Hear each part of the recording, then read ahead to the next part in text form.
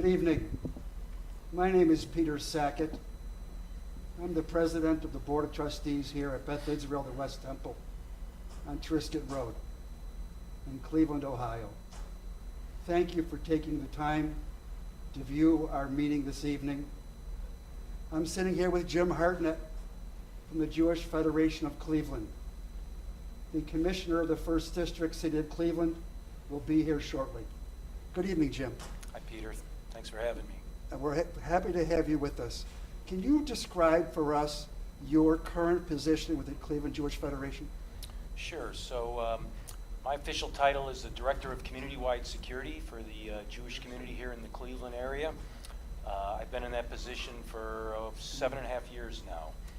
And I focus my day-to-day activities on consulting with the community, on being prepared for any emergency, for community training, for working with them on grant writing, target hardening, and law enforcement liaison, which is why we have Commander Fay here with us today.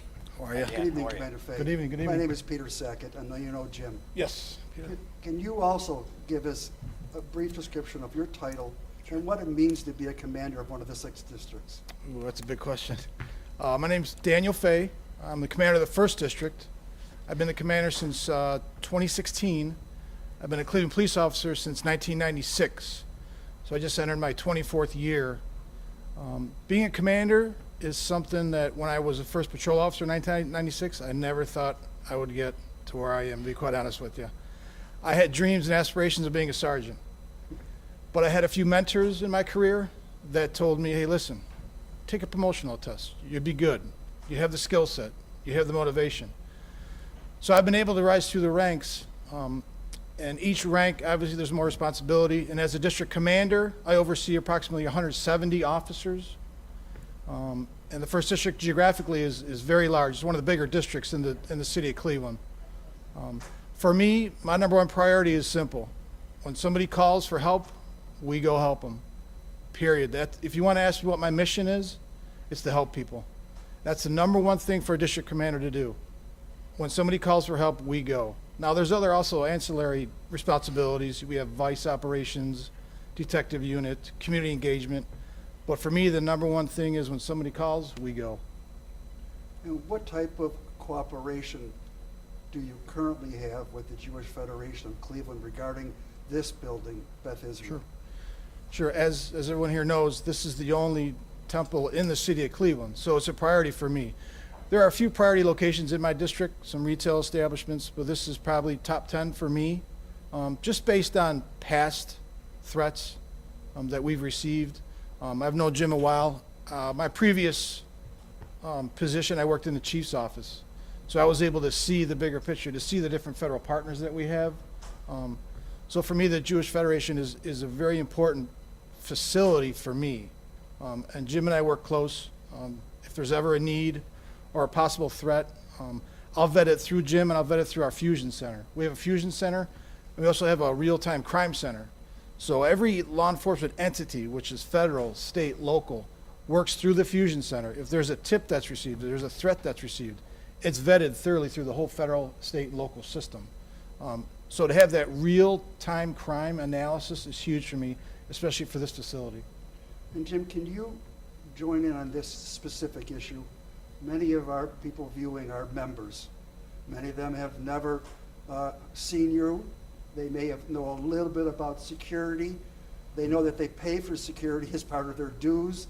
Can you give us a general description of what security, the center of it is, and how you work with the police department from your side of the story, please?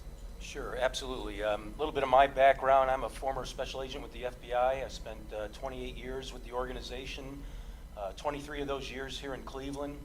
I worked very closely with the Cleveland Police Department. I was assigned to multiple task forces where we were embedded with Cleveland police detectives working narcotics investigations, organized crime, eventually after 9/11, terrorism matters, both foreign and domestic. I currently have 35 former police officers and 2 FBI agents that work for JFC Security. They're all licensed in the state of Ohio. based upon them having past experience being a law enforcement officer. We actually employ 6 former Cleveland police officers, soon to be 8, because they have such a good reputation, and they've left their position with the Cleveland Police and are now working throughout the community protecting Jewish facilities. Really, as I tell people, we are not the police anymore. You know, the officers that work for me, we call them officers, but they're basically security guards, and we've hired them because they have a lot of experience. They're veterans. We've vetted them all to make sure they have good judgmental skills, that they work well within the Jewish community. As I say, our bread and butter is law enforcement. You know, we tell people if you have a threat, your first call should be 911 to the police. We are not the police, but we are another set of eyes and ears out there in the community. We work very closely with the police, especially here in Cleveland. I recently came back from Israel with the Deputy Chief, Commander Harold Patel. He went on a exchange trip last year with several other police chiefs from around Cleveland to learn from these Israeli security experts about global anti-Semitism, how they work terrorist matters in Israel. They deal with threats against their population. Ray Colosi, the SWAT team leader from Cleveland, has been to Israel on another mission trip that we organized. So Dan and I talk if there's any kind of a threat. Obviously, we both get information from the FBI Joint Terrorism Task Force, the Fusion Center. We have to stay connected in order to make sure we're securing our Jewish community from any current or future threat. And if I could just dovetail off of that. Of course you can. Any community meeting I'm at, you'll know that I'll say, if you see something, say something. It's a simple phrase. Sometimes it sounds silly, but it's the key to what I do. I can't do my job alone. My officers can't do it alone. I need the help of all our partners and citizens, because we cannot do it alone. I can have an officer on every street corner, and there's going to be a knucklehead in the backyard breaking into a car, quite simply. I need the eyes and ears of the community to help me. So any meeting I go to, if you see something, call us. Don't ever be afraid to call us. If you're not sure it's a minimal issue, call us. My officers will respond. That's the key for me also. If you see something, say something, call us. Jim, we were talking before we started about how there's been the growth in your group from 7 years ago to now. Can you give us the numbers on that? Yeah, it's unfortunate, but it's a sign of the times. You know, there's definitely a historical rise in the number of anti-Semitic incidents in this country. And we've seen in the last 3 years attacks on 2 synagogues, resulting in multiple fatalities in Pittsburgh and Poway, California. We've had threats here in Ohio to 2 of our synagogues that the FBI Joint Terrorism Task Force arrested an individual in Toledo, Ohio, that was targeting 2 synagogues there, as well as a JCC in Youngstown. We work very closely with, as I said, these federal, state, and law enforcement partners. The philosophy of the Jewish Federation of Cleveland is there's nothing more important than protecting our community. When I started out 7 years ago, as I was telling Peter, I had 3 people assigned to me, and they were basically to protect the access control into the Jewish Federation headquarters over in Beechwood. After all these series of incidents that happened around the United States, we grew to where we're almost the size of a mid-level police department. I currently have a budget of $4 million, which covers a lot of the salaries of the officers that are out there protecting our day schools, our synagogues, our preschools, our special events. We have mobile patrolling now 7 days a week. We've worked out a relationship with the Regional Police Dispatch Center, where we're actually going to place one of our officers embedded with the dispatchers to monitor community cameras to look for any kind of nefarious activity or to review any suspicious incident may have been reported to us. So it's unfortunate, but we are out there. We're in the community as another set of eyes and ears to support the police and protect this community as best we can. So when we speak about what happened in Charleston, South Carolina, a man walks into a church and I think killed 12 people, and we talk about Pittsburgh and all the other areas where there's been horrifying murders. Commander, how do how do we all, not just the members of this community in this building, feel comfortable that your officers are aware of all of these horrific matters that are happening? After Pittsburgh, we all had guards at the doors for a while. After Charleston, South Carolina, I assume that some churches took more steps to have more security. Sure. The question I think people are asking is, how does those kind of events affect your officers in particular? Sure. A few things that I'd like to talk about. First of all, it's communication. I need to be able to communicate directly with representatives of any church group, especially the Jewish Federation here. That communication has to be open, it has to be transparent at all times. Second of all, training for my officers. Training is critical to our success. For example, fast response cars, 2 incidents like that, where there's a mass shooting.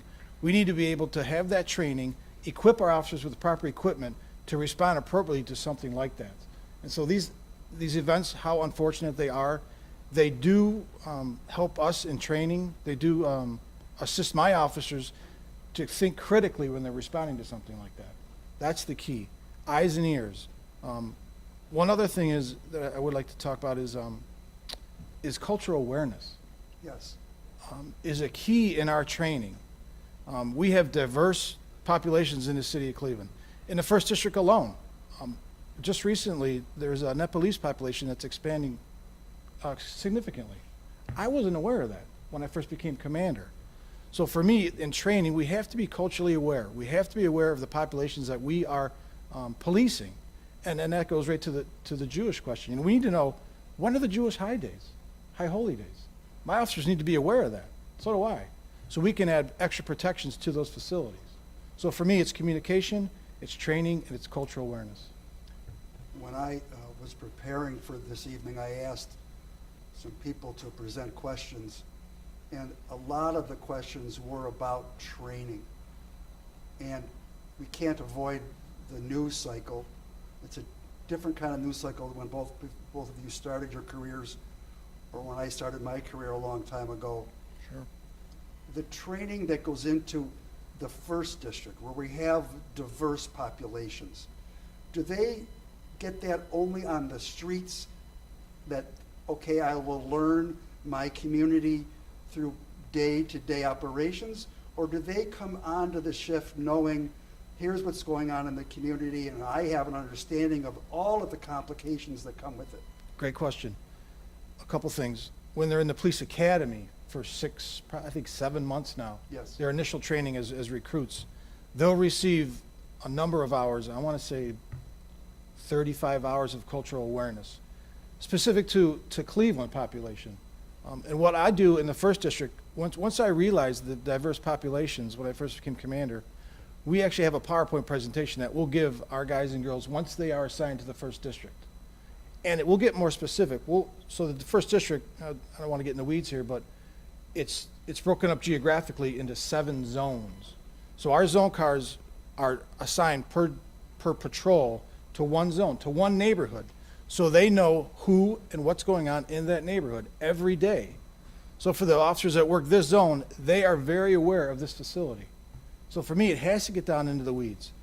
Cultural awareness at the top for a nation, but it has to get down into the neighborhoods. And that's what my officers are keenly aware of. And that's one of my missions too, to make sure they are aware of what populations they are policing. So this is a question for both of you. The word is trust. It isn't just, I'm going to dial 911 and there's going to be an officer, or it isn't one of us in one of our synagogues dialing 911 that we need help. And it isn't just that they trust that you're going to arrive. I think there's a question of whether the officers who are arriving will have the ability to handle the variety of things that is pressed upon them. How can they gain trustworthiness that when you arrive, that they'll be experienced enough to handle the wide variety of things that both of you have to deal with? Sure. I'll take it first, Jim. Yeah. In the first district, we have field training officers. So when you arrive from the police academy, you'll go through 6 months with a field training officer who will equip you with all the skills that you need to handle that particular zone that you work in. Training, how do we respond to different incidents is key. Another point is, I just lost my train of thought. Jimmy, want to help me out for a second? Yeah, one of the things we do at the Federation, because as I said, we hire all former officers, some of them have never worked in a Jewish community. So we came up with a guide called the Police Officer's Guide to Understanding Judaism, all the customs and traditions of the Jewish community, Shabbat services, holidays, meal restrictions. So through their onboarding process, all of them have to understand the tradition and the customs. And then we invite Rabbi Surly Wolf, who is the Cleveland Police Chaplain, to come in and also from time to time speak to our officers. And we annually host the Cuyahoga County Chiefs at our building for a luncheon. They have an annual meeting, a monthly meeting, and we host that at the Federation once a year, where we'll bring in one of the rabbis to talk to them about something that's of interest or concern to the Jewish community. For example, a couple years ago, there was a lot of cemetery desecration going on around the United States in Jewish cemeteries. And a lot of police departments didn't realize just how important that is to the Jewish community to protect our headstones and the reverence for those that have died and the struggles they had coming to this country and assimilating into society.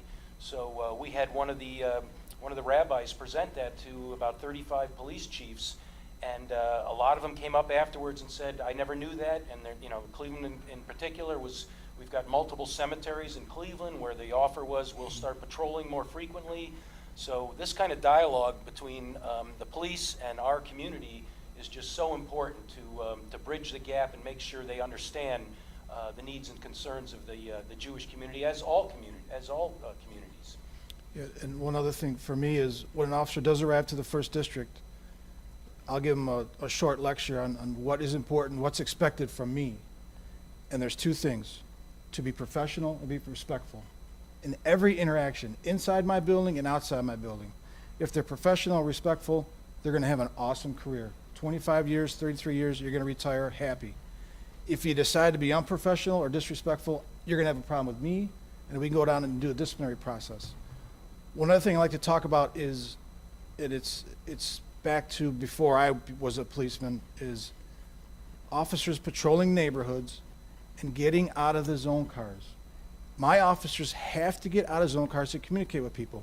So for me as a district commander, it's vitally important that I obtain the time, because my officers are busy, I'll be honest with you. We're up to approximately 40,000 calls for service right now, just in the 1st District alone. So Annual basis? Yes. This is through August, 40,000. So we'll probably peak out at about 65,000 calls for service this year. In 365 days. Yes. Somebody will do the math for us on that. Yeah, I wasn't a math major. The point is they're busy, but as a district commander, I need to find the time for them to get out of the car and sit on a front porch. Because that is the key. Those relationships, that trust you mentioned, Yes. cannot be obtained by my officers riding around, going from run to run, assignment to assignment, and not talking to people. My officers need to have the time to talk to the people that they're policing.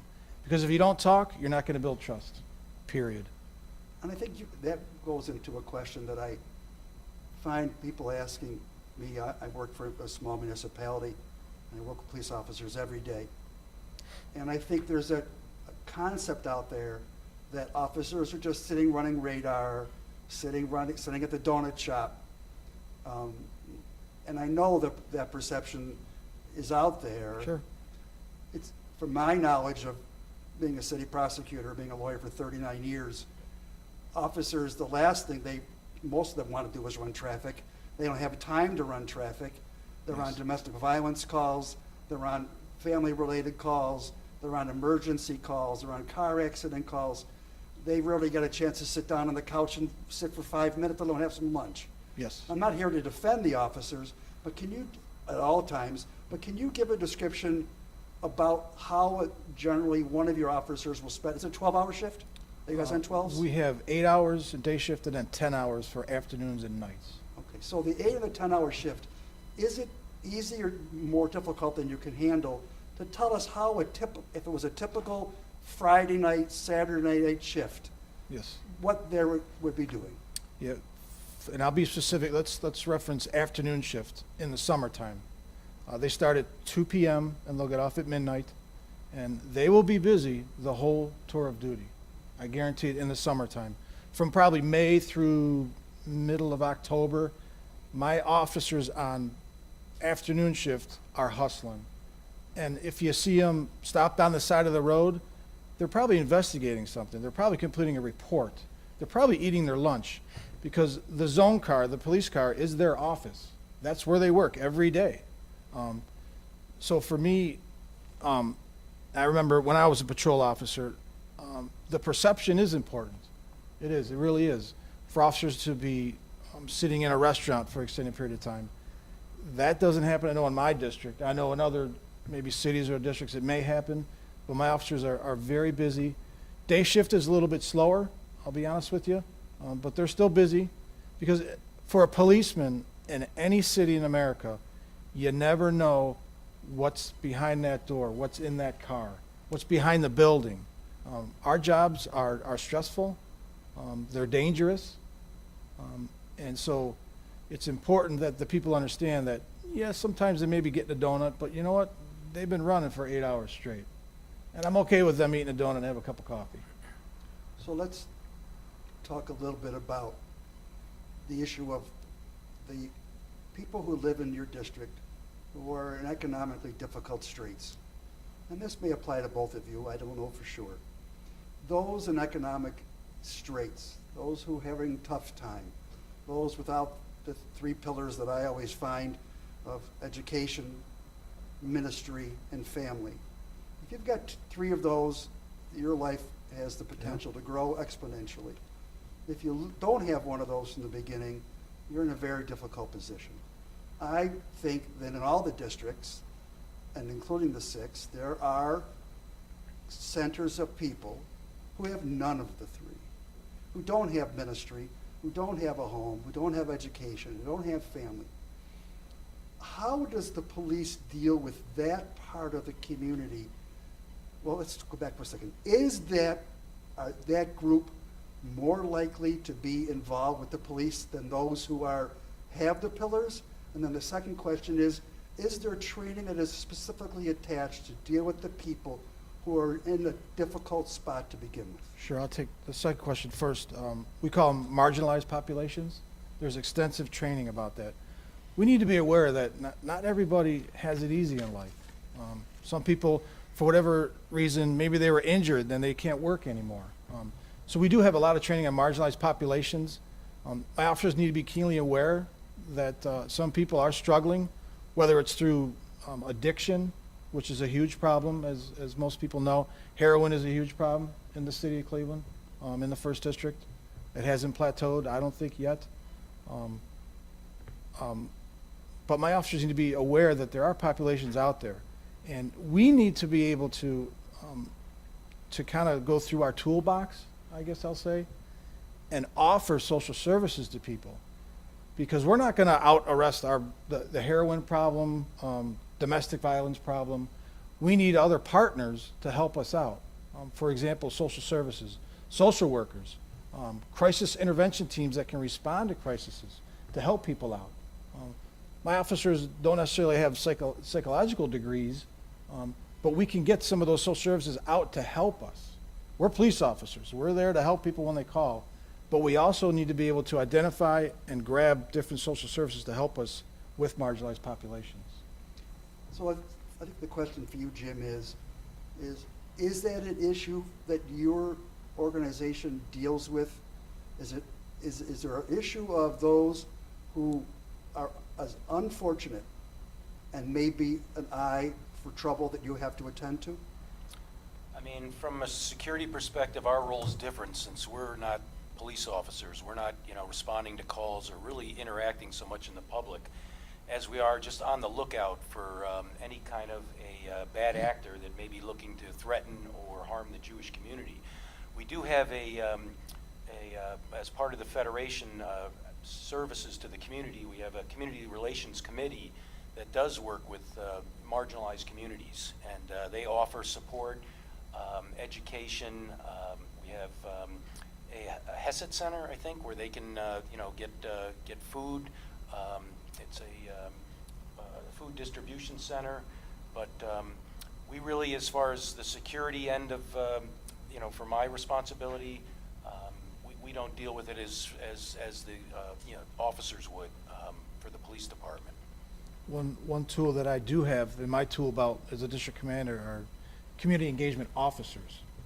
They do not handle police calls for service. They put out some of those fires for me in the community.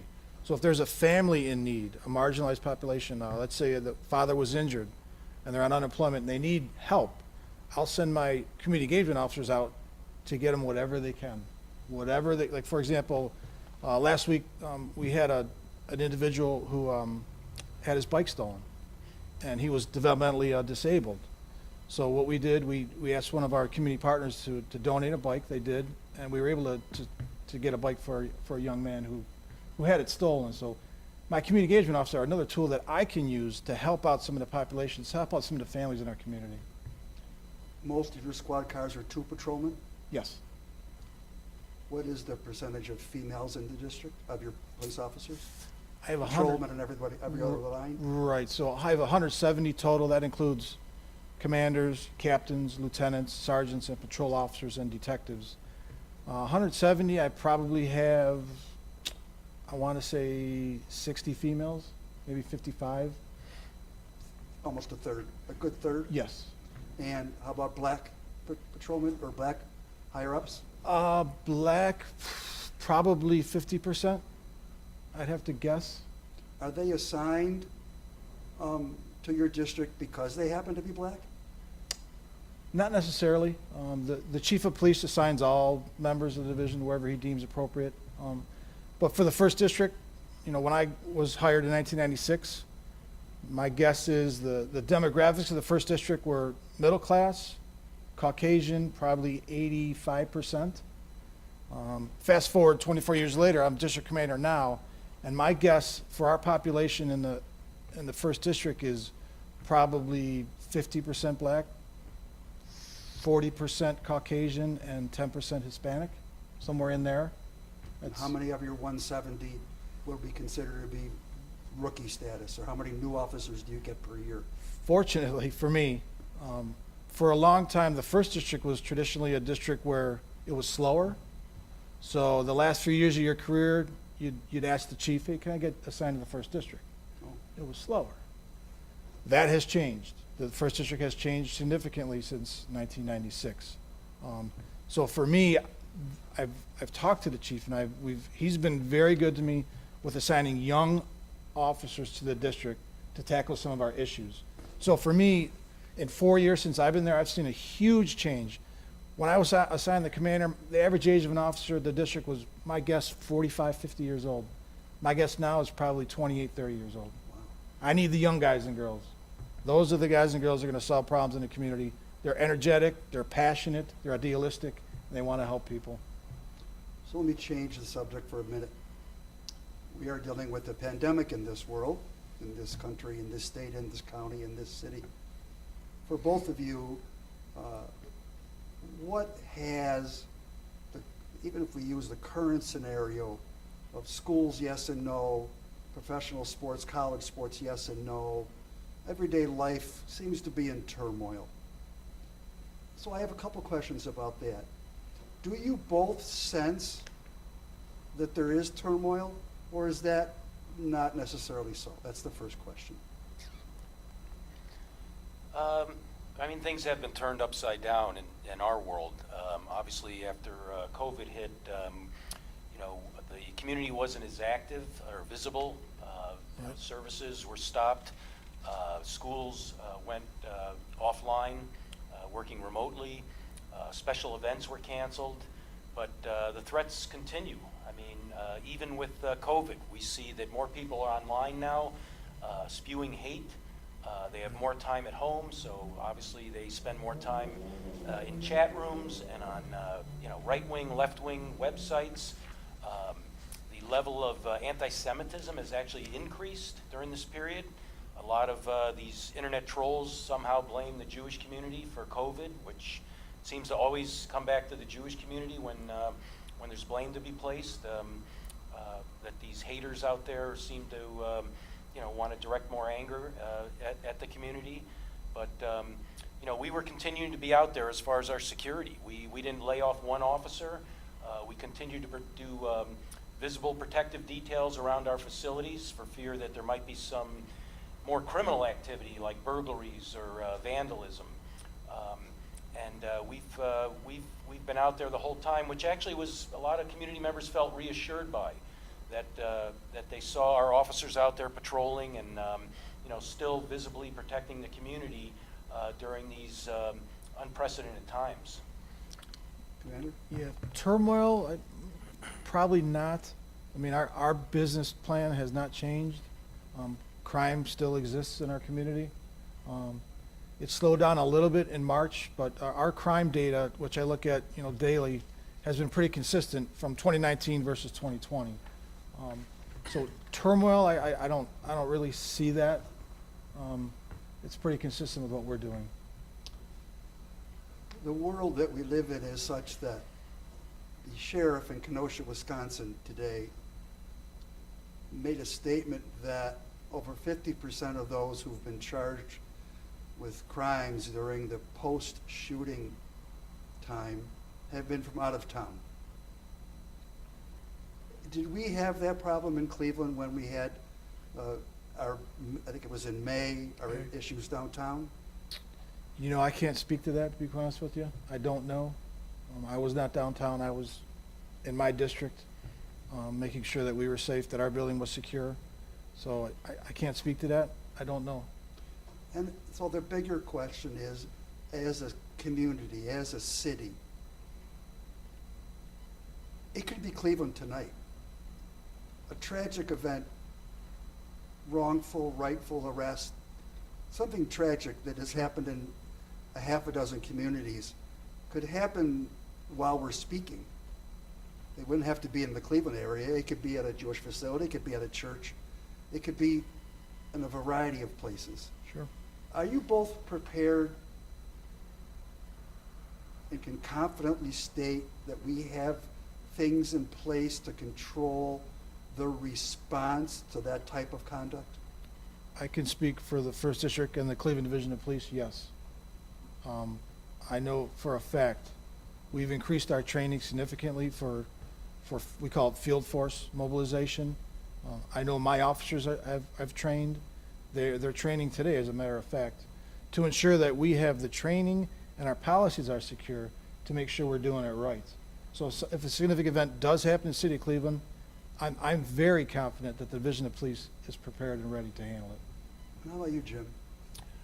Well, we did have some social protests this past summer in several of our Jewish communities, Cleveland Heights, Beechwood, University Heights. And what we saw in some other cities, unfortunately, during these protests that turned violent, that some synagogues were targeted just by, whether it was somebody that had an axe to grind with the Jewish community, decided to deface the side of the building with Free Palestine, or Zionists, or whatever comments they made. So we actually worked closely with those suburban police departments, understanding that our role was not so much to protect our Jewish facilities, but to protect the Jewish community, just by chance that there was some activity that was threatening potentially at one of these protests. Thankfully, none of that happened. Everything went off very peacefully, but we did work very closely with those police departments to make sure that our officers that work in the Jewish community were another set of eyes and ears to work side by side with the police. And to dovetail off of Jim's point there is, for every uniform officer you see in the community, there's probably two that are undercover, that are providing surveillance and coverage to facilities that are important to us. And that's something that the community may not see. I have officers outside this building right now that you may not see, just so you know. So it's important that the community knows that, hey, there are uniform presence in the community, but there's also a whole nother layer of assets, whether it's federal, state, or local. And to another point is I'm going to beat this drum, communication. When I was hired in 1996, I don't think the federal, state, and local law enforcement entities work together as much as they do now. I could pick up the phone right now and call a colleague at the FBI, DEA, ATF, Ohio State Highway Patrol, and they would be there in the first district now. That I don't think happened 24 years ago. I think because of the numerous threats, because of after 9/11, that as a law enforcement community, we are all working for the same goal, to protect our citizens. And it seems to me that there are at least two sides to what your position is on an 8 or a 10-hour shift. One is to observe, theoretically in constant movement, Yes. but to observe the community. And then the second part would be to react to the dispatch. If you could analyze, however informally that you have to, is most of what the officers do from their own observations, or is it the dispatch saying go to 130th and 71? That's a good question. I would probably say, if you did a percentage, 60% is dispatching cars to calls for service. Yeah. But there's an important point that needs to be made, that we don't have to be reactive. We can be proactive. We can have officers out in the community, at community meetings, dialoguing with our citizens. You know, community engagement is a key to our success. So for me, I think that percentage needs to change. I think 70% can be officer-driven and 30% calls for service from dispatch. I think if we're going to be successful as a division of police, we have to do a better job of engaging our community. And you have 50% of your officers are black. There's no way to make sure that a certain car goes to a certain location, is that correct? In other words, maybe I better rephrase the question. Should we, can we, or do we send black officers into the predominantly black neighborhood on a call? I don't want to venture down any political avenues here, but as I said in the beginning, when somebody calls for help, my officers are going. I don't care what race, creed, religion they are. If they need help, we're going to help them. I don't care what race it is, to be quite honest with you. If you look at an application, let's say 100 applications of Cleveland police officers, I guarantee 99% of them in some narrative section says, why do you want to be a police officer? To help people, period. And that has to be our guiding principle. It does not matter what your demographic is. If you're in trouble, we're going to help you, period. That's Dan Fay talking. I can't speak for any other people in my division. That's just the way I feel. I think a lot of my colleagues feel the same way. From the Jewish perspective, as Jim has mentioned in almost every response, anti-Semitism, which may be difficult for those who are not Jewish or not involved with any level of Judaism to understand, is on my left shoulder, 1 inch away, and on the shoulders of every Jew all over this world, Europe, France, Paris, for God's sake. It's not easy being Jewish, let alone being Jewish on the West Side. Similarly, you might get a black person who says it's not easy in a racism issues being black. That has always been a common factor between Jews and blacks, that we both absolutely unrightfully can be treated with bias and hate for no reason, as Jim mentioned. I think the question that the watchers who from this temple want to know is, do your officers understand at any level the concerns that are raised with what we have to deal with as Jews in our community? Sure. Each year, my officers go through bias-free policing training. So they're keenly aware of the biases and our own biases. Each one of us has a bias, whether we know it or not. But our officers do go through bias-free training, and that's the key to engaging our community. It has to be bias-free. If it's not bias-free, we need to correct it now. So we do have that training, yes. My officers are aware of it, yes. When we had a fire here 2 years ago, almost 2 years ago, the firemen arrived, and the rabbi later outside said, "We have to go in and get the Torahs." And the firemen looked at her like she was speaking Chinese. They didn't know what a Torah was. They didn't know where the Torah was, and there was smoke in our lovely sanctuary here. So they volunteered the president of the temple, yours truly, to come in and show them where the Torahs were to get them out of here. And it really made us understand that we needed to broaden the awareness of where our important items are and how we need more help from the safety forces, and that includes, of course, the fire department. Sure. The other thing that happened that evening was, as soon as we arrived, the first thing we did was walk around the building to see if an incendiary device was used to set the fire. Okay. And that's what Jews deal with. That was, I believe, a week after Pittsburgh, maybe 2. I think it's important for your district and your officers to understand how scared we were as we walked around the building praying that there wasn't a hole in some window. It's critical to us as Jews. Sure. It's a step that we've been working on for 5,780 years, whatever that number may be in 2 weeks. It's also an issue in the black community, and I'm obviously not black, but we all in this room and all of us watching are concerned, some of us tremendously concerned, with the appearance of impropriety and wrongful conduct toward the black community. Can you speak to that issue, Commander? I'm not here as a political agent. I will tell you that unless our training, unless our policies, our best practices, we're going to fail. We're going to fail any community, Jewish, black, you name it. And for me, one thing that I would like to talk about is when my officers are in the police academy, they are exposed, they have to go for a week to different populations in the city. So for example, white officers will go to the 4th District, which is predominantly African American. They'll go to a corner store and they'll introduce themselves to the store owner to open up that dialogue. As law enforcement agents, can we do a better job? Of course, we do make mistakes. But I can tell you 98% of my officers are there to help people, period. Do we have any questions from the viewers that you'd like to ask the 2 gentlemen? Try to yell at us. Don't have to yell.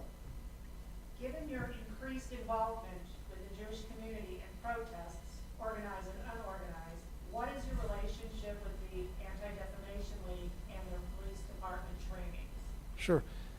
The league does come in, I believe, annually to, we have annual training for every officer, every member of the Division of Police. And they do come into our police academy and talk to the guys and girls, yes. So we do have an open communication, yes. And I assume, Jim, do you have a role with the ADL as well? We do, yeah. They actually, I worked with Anita Gray very closely, and she's moved on, and now we have James Posh, who's the regional ADL rep. He actually worked out of the Federation building while they were looking for new offices.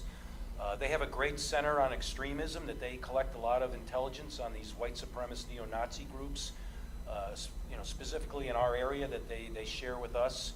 And then we would pass on our concerns to Cleveland Police or one of the suburban police departments when that information becomes available to us. And they do excellent training. They actually put on a law enforcement training in Washington, D.C. that is, I know a lot of the Cleveland command staff have been to it, and so have FBI senior leadership that they said is exceptional.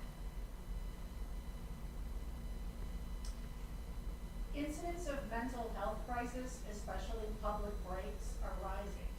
What is your experience with crisis intervention training, and how does it inform your police practices? We have, in the Division of Police, we have officers that are certified crisis intervention team members. Each platoon has approximately 10 officers. We also have a centralized team downtown. We have a crisis intervention manager who's a captain of police. My officers respond to numerous calls for mental crisis. And each year we all go through training to become more aware and fully equipped to handle them. Not everything we do is chasing bad guys. We do a lot with some of the social service issues in our communities. So crisis intervention is important to us.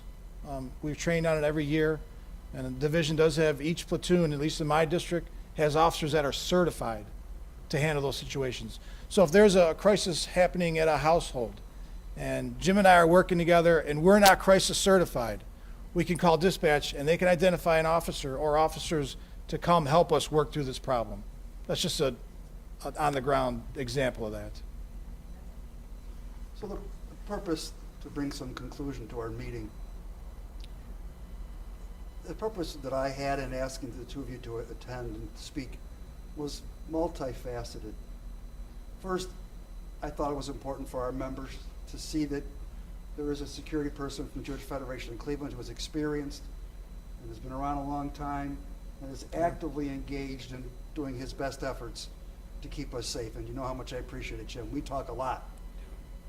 And the second part, Jim recommended that I talk with the commander, is not just because of the current environment, but because of the current environment and what might happen tonight or tomorrow.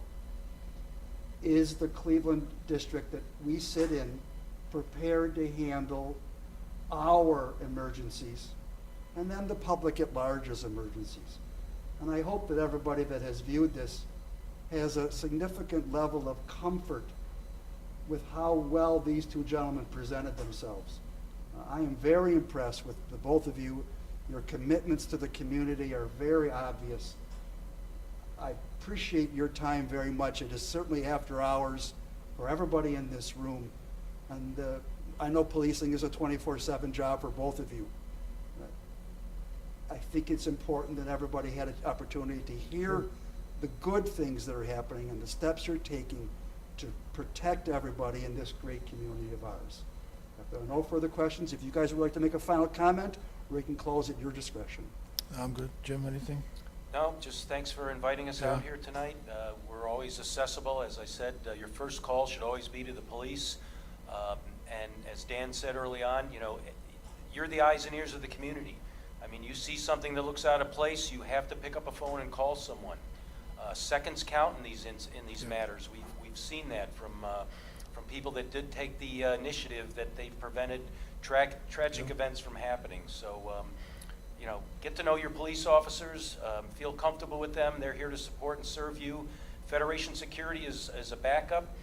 We're out here in the community also, available to do training, assist with assessments, and help you, you know, with any of your security needs. So thanks again for having us tonight here. Yeah, thank you. Appreciate it, Peter. So we'll close with those comments. We greatly appreciate everybody taking their time to watch us this evening.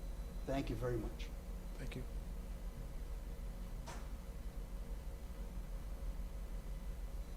Thank you, gentlemen. I thought it was a wonderful presentation.